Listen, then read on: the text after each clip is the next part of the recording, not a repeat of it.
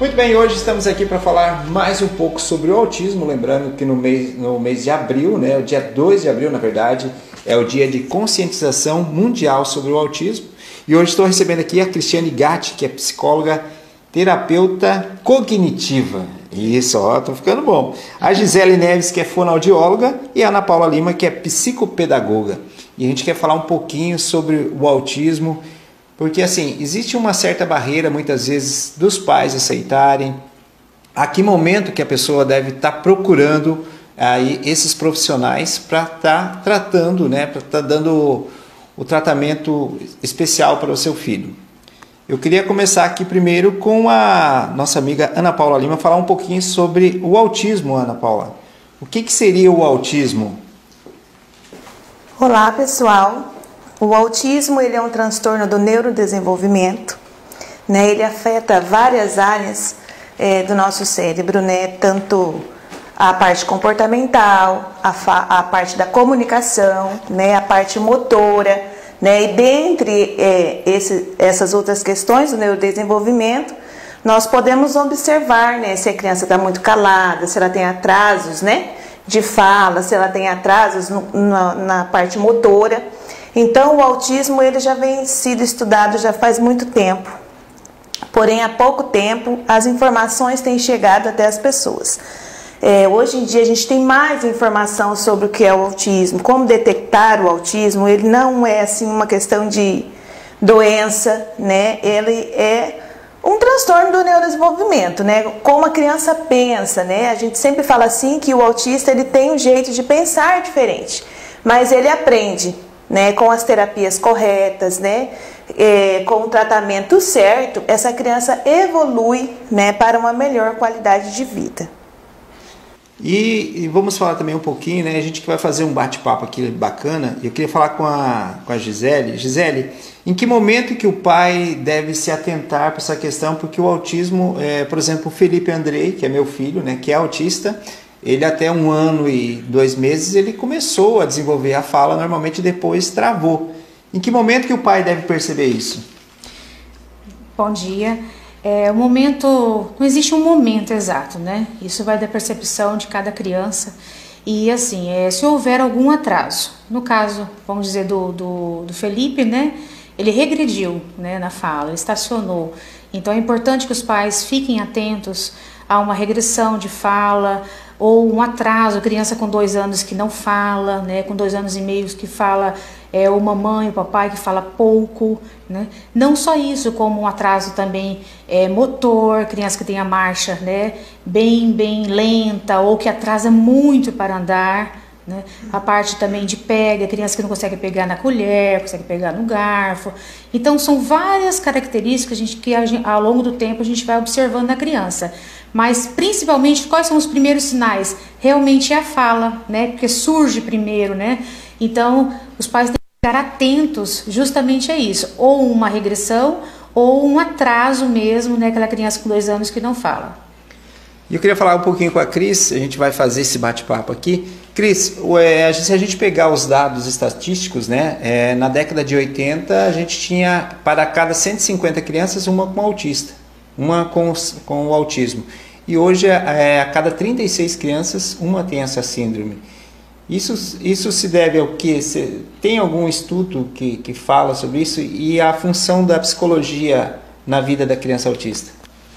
Então, isso é tudo muito discutível ainda, né? Sobre as causas, e parte disso é porque antigamente a gente não tinha um diagnóstico preciso, não se identificava, não que não existia, né? Mas não se identificava. E aí tem várias discussões em estudos, né? Sobre alimentação, sobre metais e várias coisas. Mas uma coisa muito interessante que a gente precisa entender é que o autismo é genético, né? Isso já foi comprovado. E não necessariamente eu tenha alguém autista na minha família. Sim. Mas a junção de genes de um e de outro podem gerar o transtorno do neurodesenvolvimento. Não necessariamente que eu tenha que ter alguém, né? Isso alguns especialistas já têm falado, né? Que a junção de genes que vem de um ou de outro pode gerar o autismo. Em relação aos familiares, Você perguntou? Isso. Da psicologia, né? Da psicologia, de que forma que... Porque assim, a gente vê que as crianças, elas muitas vezes elas se abrem com o psicólogo, né? Porque tem essa interação, e muitas vezes não se abre com os pais, né? Sim. A questão inicial, a gente vê que às vezes existe dificuldade de aceitação por parte dos pais, da família. Então, inicialmente, nesse processo de aceitação vem uma negação, né? Os familiares negam, fingem não ver, né? Às vezes não querem ver. Mas conforme a gente vai trabalhando, né, essa fase da negação passa, e aí os pais começam a aceitar. E os autistas são particulares, né? Cada um tem uma forma de se expressar, tem uma forma de se vincular com a gente. Isso depende de paciente para paciente. Mas uma coisa muito interessante que a gente não pode se esquecer é que a principal característica da criança autista é a questão da socialização, né? Eles têm uma dificuldade muito grande em se socializar, em ter o contato com as outras pessoas, fazer contato visual, se relacionar, né? Falando em DSM, essa é a principal característica para que a gente feche um quadro diagnóstico, né? Porque às vezes a gente fica numas dúvidas, porque o autismo se assemelha com TDAH, por exemplo. Aí a gente tem esses critérios que vão fazendo essa diferenciação. Certo. Ana, a gente vê que o autismo ele tem vários graus, né? Como é que é caracterizado essa questão dos graus do autismo? Hoje nós temos o nível de suporte 1, que é aquele que eu digo assim que é um pouco imperceptível, né, meninas? Né? Não que ele não deixe de ser autista, é que ele tem questões comportamentais diferenciadas, né? O nível de suporte 2, que é aquele que fica na média, né, um pouquinho mais agitado, como a Cris disse, muito parecido com os comportamentos do transtorno de déficit de atenção e hiperatividade, o TDAH, e o nível de suporte 3, que é aquela criança que os pais pensam assim, meu Deus, que menino agitado demais, esse menino tem seletividade alimentar, não gosta de comer isso, não gosta de comer aquilo. As questões que a Gi também falou, citando o Felipe Andrei, né? Às vezes aquela criança mais introvertida, assim, né? Não gosta muito de estar socializando. O Felipe, ele aprendeu bastante, né? Ele gosta de estar no meio do povo, né? Ele dança, ele faz um monte de coisa, né? Porque a família dá todo esse suporte, incentiva, né? Tá sempre ali trabalhando com a criança, entende como funciona o processo. O que é muito difícil dentro desses níveis de suporte é que nós temos muitas pessoas que são autistas, não parecem, porque o autismo, ele não tem uma cara. Eu olho para aquela criança igual a síndrome, né? Crianças de face sindrômica.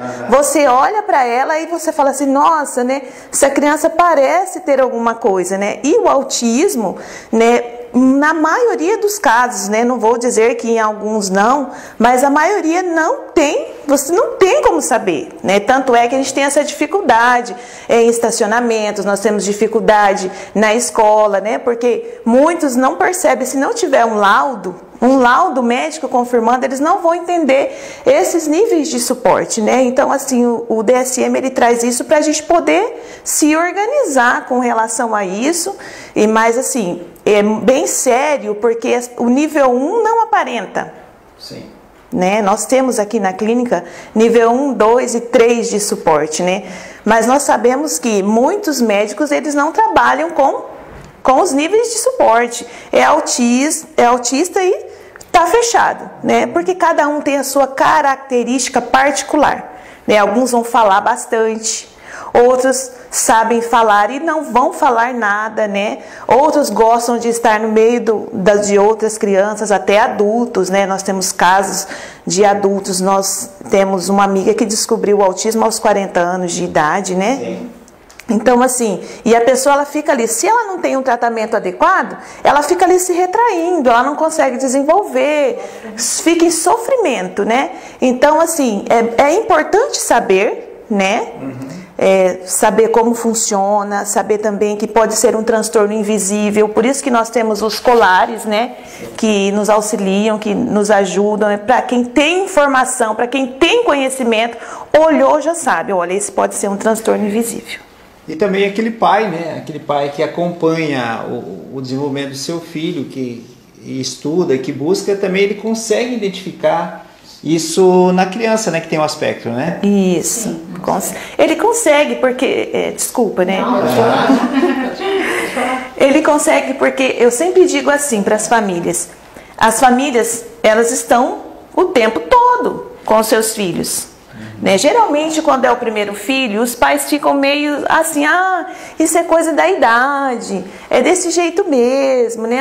Quando ele atingir uma certa idade, ele vai falar, isso, cada um tem o seu tempo, vai andar, né? E não vai ficar assim, não, meu filho, eles falam assim, meu filho é normal, não tem nada a ver com ser normal, não tem nada a ver com a inteligência, né?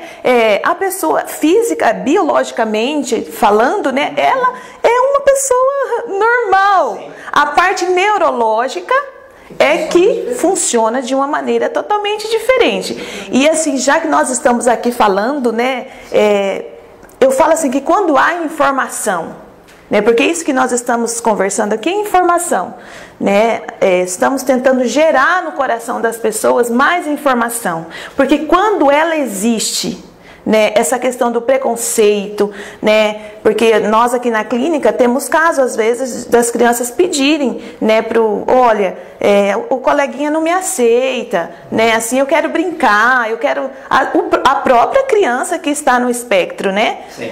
Então, assim, e a gente tem que trabalhar toda essa forma e ensinar para os pais, pois muitos pais, eles também não sabem, né? E a gente está aqui para auxiliar essas famílias, né? E que essa que aprende possa levar para outra, para que assim o conhecimento ele vá sendo gerado no coração das pessoas, as pessoas possam ter um olhar inclusivo mesmo, de chegar em casa, quando o filho chegar na casa e falar assim, lá na minha sala tem um coleguinha que eles chamam de diferente, por conta das questões comportamentais. O que o pai e a mãe devem fazer?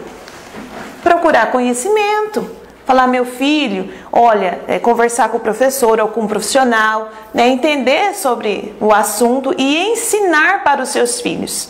Né? A gente está tendo muita falha nessa questão, de os pais não ensinarem para os seus filhos o que é um transtorno, o que é uma síndrome, sim, por exemplo, o que é uma dificuldade, né? Isso está acontecendo muito no nosso meio. E pegando esse gancho que a Ana Paula falou, o Cris, eu acho que chega bastante para você essa questão daquela criança que muitas vezes eu acho que ela compartilha com você e fala, o pessoal não me aceita. Como é que você trata isso com essa criança? Acontece sim, porque até quando a gente vai fazer o diagnóstico, né? Quando a criança é menor, não, mas sim, se você faz um diagnóstico mais tardio, a fala deles eu pareço estranho, né? Eu tenho adultos, né, que estão me procurando porque a informação está aí, sim, e a gente está fazendo os diagnósticos de adulto porque nós temos escalas para isso, né?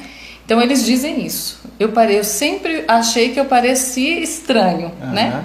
Meus colegas me diziam. Então assim, eu trabalho com a criança a aceitação de si mesmo primeiro, sim, né? Porque eu preciso entender quem eu sou, o modo que eu sou, para que o bullying, para que o que vem de lá para cá seja assimilado de forma adequada, porque nós não temos como controlar os outros, né? Os outros tá na sociedade, tá no meio, a gente não sabe como é cada um. Então eu trabalho com a criança autista essa parte de aceitação de si mesmo, de entender que o outro às vezes não sabe lidar com ele, não conhece as especificidades, né? E também trabalho o treino de habilidade social, que as crianças precisam, né? Por exemplo, como iniciar uma conversa? É uma das principais dificuldades da criança autista. Não sabe dar início, não sabe o que dizer, né? Às vezes inicia, mas a conversa não tem continuidade, porque eles dizem para mim, tia, eu não tenho assunto. Então a gente tem toda uma metodologia para isso. E puxando um gancho para isso, né, que a Ana estava falando e eu pensei, é muito importante a gente saber disso, nós precisamos entender que existem profissionais e profissionais que trabalham na área do autismo, né? Então a gente sempre tem que procurar profissionais especializados ou que tenha experiência para o tratamento, porque se os pais vão num profissional que não tem experiência, que não é especializado, o tratamento tem pouco resultado, né? E isso é uma coisa que a gente vê bastante na nossa cidade. A questão diagnóstica também, né? Essa questão do diagnóstico. O autismo não se percebe assim em um único momento. Sim.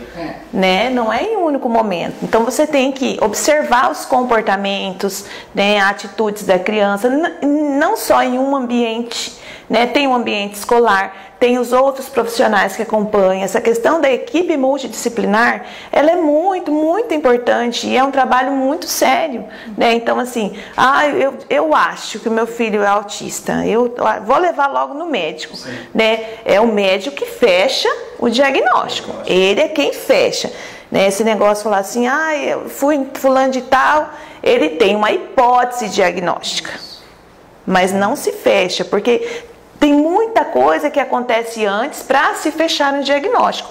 Uma vez autista, né, não é uma coisa assim, eu sou autista, não existe, tá? Esse negócio assim, eu sou autista quando eu sou pequeno, quando eu for adulta eu não serei. O autismo, ele é para a vida toda. Sempre será autista. Claro que com assim, a melhora, né, significativa, às vezes será quase imperceptível. Quando alguém me pergunta assim, o meu filho ou minha filha vai casar? Vai conseguir estudar? Né? Vai fazer faculdade? Sim! Né? Nós acreditamos que sim. Eu acredito muito nisso, não, né? Nós não trabalharíamos.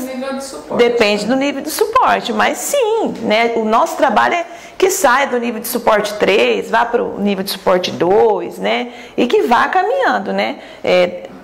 O processo é longo? É longo. E às vezes os pais não têm aquela paciência, persistência, Desiste logo, né? E já desiste, aí depois fala, não melhorou, não sei o que, né? Então, e aproveitando um gancho até da Cris falou, a gente tem que aproveitar também o tempo, né? Não que a gente vá ultrapassar, né, a fase, vamos dizer, mas a gente tem que aproveitar a estimulação precoce, né? Quanto mais rápido esses pais procurarem o auxílio do profissional, melhores resultados nós vamos ter, né? Isso assim, não puxando gancho, né? Mas vamos dar o exemplo do Felipe Andrei, né? O Felipe Andrei é uma criança que foi cedo para os profissionais, né? Chegou para nós cedo também. Então ele teve uma evolução, ele teve essa parceria da família junto com os profissionais. E a evolução a gente vê, né? A gente vê visivelmente a evolução dele. Então, quanto mais rápido esses pais procurarem, seja que for um atraso de fala, né? Um atraso motor, um atraso comportamental, tem que procurar um profissional. Um profissional, como a Cris falou, habilitado a trabalhar com criança autista. Não é qualquer profissional que trabalha com criança autista, tá? Porque exige o quê? Muito estudo, muito tempo, né? Muita dedicação e paciência, né? Então não é realmente... E não existe receita de bolo, né? É passinho de formiguinha, mas sempre junto com a família. Gisele, falando desse passinho de formiguinha, a gente sabe que você também atende muitas crianças de vários graus do autismo. Como é que é explicar às vezes para o pai que a criança que tem um grau um pouco mais elevado, como é que você trabalha isso? Porque a dificuldade da fala vai ser um pouco mais difícil, né? Às vezes a criança talvez não vá ter essa fala, né? Essa habilidade de falar. De comunicação, sim, isso é fato, né? Na verdade, eu nunca falo para a família, o seu filho não vai falar. Isso não cabe a mim falar isso, né? Isso realmente é o tempo que vai nos dizer. Trabalhando junto com a família também tem um papel fundamental de continuar as terapias em casa, né? Em qualquer uma das especialidades ele tem um papel de continuar. E conforme vão surgindo, né, os avanços, a gente tem sempre esse diálogo com a família. Mas para fechar esses níveis, né, nível 1, 2 e 3, Quem fecha realmente é o médico. E em cima do laudo médico a gente trabalha as questões, olha, o que se espera do seu filho em cima desse nível. Sim. É claro que é o que a Ana falou, com o tempo isso vai minimizando, os comportamentos mudam também, né? Hoje apresentam atrás de fala, amanhã não apresenta, e vão mudando as características da criança. Mas a gente vai sempre conversando com a família essa questão da expectativa, né? Porque eles têm muita expectativa que o filho fale logo mamãe, papai, né? Que a criança fala, mas vai sendo trabalhado junto. E em muitos casos a gente encaminha a família também para o apoio psicológico, que é fundamental ter esse apoio da família também, né, para poder lidar com isso dia a dia. E a doutora Gisele também tem uma filha dentro do aspecto, né? Eu acho que... Gisele, como é que você recebeu esse diagnóstico? Como é que foi para você? Bom, a minha filha hoje está com 13 anos, né? Ela é do espectro autista nível 1. Eu recebi com tranquilidade, até porque eu já sabia, né? A partir dos 2 anos as características foram, né, se encontrando dentro do espectro, e uma coisa que foi muito forte foi a questão da seletividade alimentar e a socialização, né, que é até hoje. E foi assim um longo percurso até alguém realmente me escutar, né, como mãe, porque eles me viam como profissional, que não é fácil, né? As pessoas confundem um pouco, falam, não, opa, eu tô aqui como mãe, né? Eu quero escutar. E assim, foi tranquilo, está sendo tranquilo, tem algumas questões que a gente sempre tenta melhorar, né? E aquilo que você falou, a questão de escutar o seu filho, e realmente, né? Independente de ser atípico ou não, a gente está ali para escutar. Então, ser muito amigo, muito parceiro, mas assim, é tranquilo. Eu também tenho o Luiz Guilherme, que é TDAH, também, então são dois atípicos em casa. Então, são duas demandas diferentes, bem diferentes, né? Um gosta de socializar, o outro não gosta, então são demandas diferentes. Então, leva um tempo para a gente, quanto profissional, não buscar o diagnóstico. Eu busquei cedo, ter esse diagnóstico mesmo, né? Mas antes de ter o diagnóstico, eu já estava tratando alguns sintomas, né? Sim. Algumas características. Então, assim, para mim, enquanto mãe, foi tranquilo, né? Para o pai não tanto, né? Mas para a mãe foi tranquilo. O pai eu acho que é mais difícil, né? Eu acho que sim, assim. Mas assim, essa questão, eu compartilho muita coisa na minha página do Instagram sobre a questão da empatia, né? Porque isso a gente recebe muitas críticas enquanto mãe, não é fácil, né, ver o seu filho às vezes sofrendo na escola porque não tem amigos, né? Então eu levo muito para minha página também essa parte também, a questão da empatia com as mães também, não é só com a criança, mas com as mães, que não é fácil realmente a gente ser mãe, ser pai, ser o familiar de criança autista, por conta eu falo que a sociedade pesa muito mais do que o próprio ser autista. Por isso tem que ser leve. Por isso que tem que ser leve, exatamente. E eu tenho buscado isso justamente, buscado a leveza, né, para não sobrecarregar a criança, né, para não pesar para mim também enquanto mãe. Eu queria falar de não posso citar mitos, mas assim, a gente vê que hoje temos várias séries nos streamings que mostram autistas, né? Mas mostra aquele autista com aquela nível super inteligência, aquela coisa, altas habilidades. Isso é um mito, né? Porque a criança, ela não são todos que são assim, né? Então às vezes pode criar uma esperança nos pais, Cris. Sim, é porque os filmes hoje têm mostrado a superdotação, as altas habilidades que muitos autistas têm.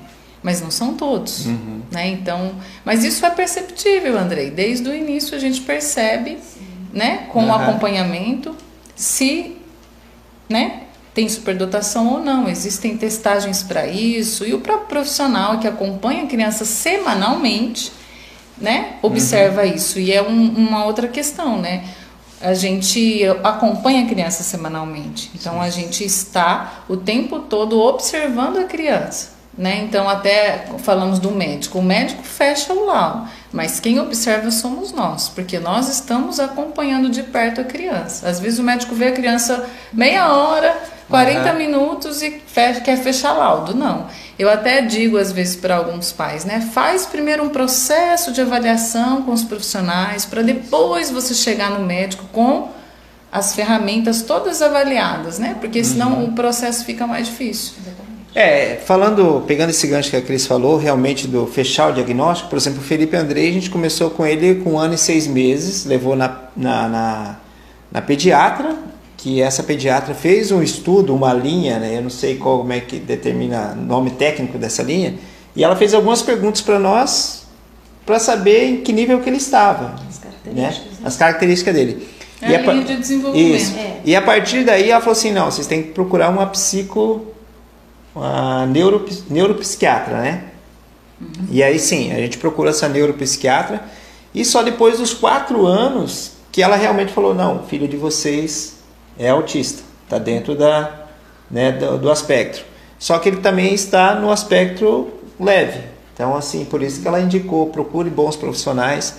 E eu estava conversando com um pai de autista, que ele também descobriu agora, e o profissional que atendeu ele falou que não, que a criança dele era grau severo porque ela era totalmente dependente do pai, mas a criança tem 3 anos.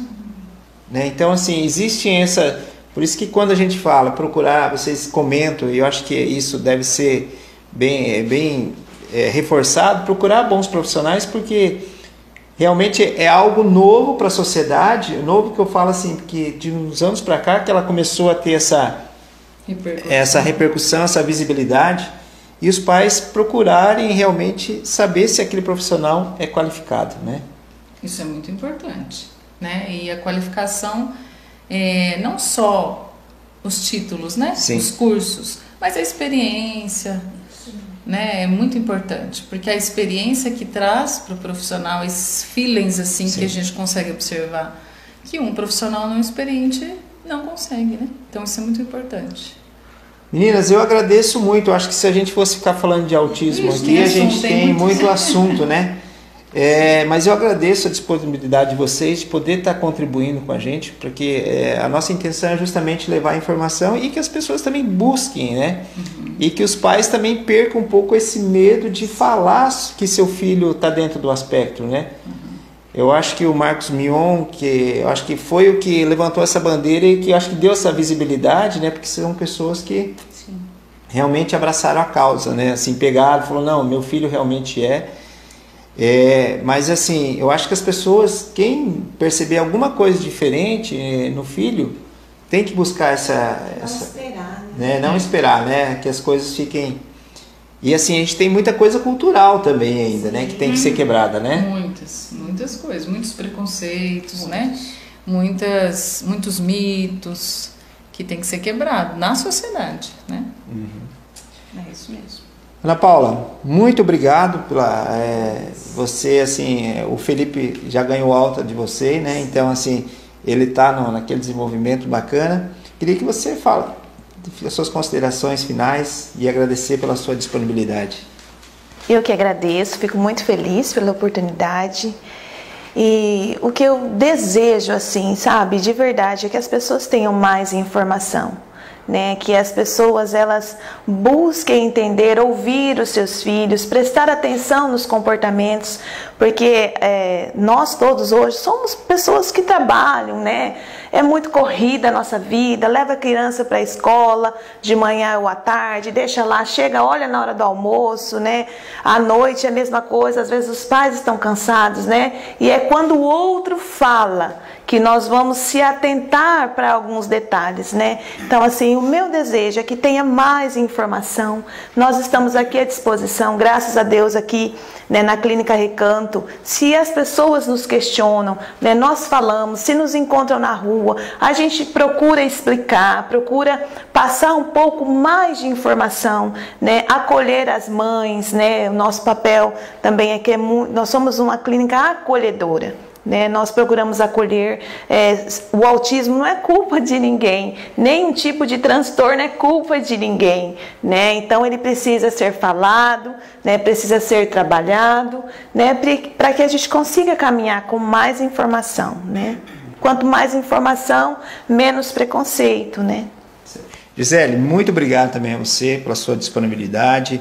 Também, Gisele ajudou muito o Felipe Andrei, né? Também recebeu alta dela, quer dizer, e ele desenvolveu muito mesmo. Quando ele chegou aqui em Alta Floresta, ele quase não falava, ele tinha dificuldade de leitura, e a Gisele fez parte de todo esse processo, juntamente com a Ana Paula, juntamente com a Cris também, que trabalhou com o Felipe. Queria que você falasse um pouquinho para os pais que estão em casa e colocasse aí as suas palavras.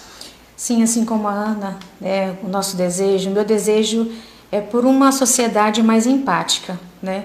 Uma sociedade que veja o outro, né, como um semelhante igual, tá? E assim, a questão de escutar, e que os pais escutem também as escolas, os professores, os coordenadores, né? Também essa questão de escutar. Então, quando alguém falar, olha, o seu filho apresenta um comportamento diferente, escute, porque eles estão lá 4 horas, né? E quem vê os nossos filhos fora, né, tem uma percepção diferente da nossa. Então, esse é o meu desejo, que as famílias também escutem os professores, escutem a escola também, e que essas crianças sejam multiplicadoras, né, da empatia, que um tem empatia pelo outro. Também a Cris, queria agradecer, Cris. Eu me lembro que na primeira a gente pedala junto, tá, gente? Uhum. Ela já deu muito na minha cabeça no início. Ela mandou mais, né, Andrei? Mas no início a gente fez uma confraternização, eu avisei no grupo que meu filho era autista. Para as pessoas, porque às vezes tem a pessoa que enxerga diferente. Cris, você acha que isso é importante? Os pais, por exemplo, vai numa festinha do amigo, às vezes que nunca foi, ou que alguém que você acabou de conhecer, mas é convidado. Isso é importante, às vezes, estar comunicando as pessoas para que elas também não enxerguem de forma diferente? Eu acredito que sim. Se você não tiver nenhum problema com isso, né? Uhum. Porque às vezes tem alguns pais que não querem expor, ainda tem uma certa resistência. Mas eu acredito que seria muito útil, até para a gente ir quebrando na sociedade os preconceitos, as resistências, a falta de conhecimento, né? E o meu recado final é que nós precisamos levar a coisa mais leve, né? A gente às vezes leva a questão do espectro autista como uma coisa pesada, como uma coisa... Uau, meu Deus, né? E, como diz o ditado, né, Andrei? De médico louco, todo mundo tem um pouco. Verdade. Quem não tem os seus problemas, não é? Então, nós podemos levar tanto o espectro autista como qualquer outro tipo de transtorno com mais leveza, com mais alegria, né? Esse é meu lema. Vamos levar a vida leve, que ela já não é fácil. Sim. E se a gente não tem leveza, né? Então, esses assuntos precisam realmente serem tratados com mais leveza e o bom humor, né? Certo. Gente, eu falo isso porque a Cris me deu um puxão de orelha através do meu filho, tá? Porque assim, a gente fica naquela cobrança do filho, que você tem que fazer isso, mas é aquela cobrança que às vezes não encaixa na rotina dele. Então, assim, escute seu filho também. Isso é de muita importância. Veja, procure entender como é que ele está na sala de aula, se tem um amiguinho novo, se ele tá... Não chega, como é que você foi? Você aprendeu? Não. Como é que foi seu dia? Você conseguiu? Você fez novos amigos? Como é que tá a sua, né? Tá com dificuldade? Tá com dificuldade? Então, isso. Assim, expor, Não, verbalizar tudo, né? E o puxão da orelha da Cris me serviu assim, me atingiu em cheio, né? Mas eu agradeço porque às vezes é que nem a gente fala, às vezes a gente tem uma visão, uma percepção, mas às vezes quem está de fora enxerga de forma diferente e aí que entra a questão da humildade de você saber aceitar bons conselhos. Eu agradeço, Cris, e agradeço vocês, meninos, Ana Paula, Gisele, por essa disponibilidade para a gente estar falando um pouquinho aqui e levando um pouco de informação para as pessoas. Nós que agradecemos. Obrigado.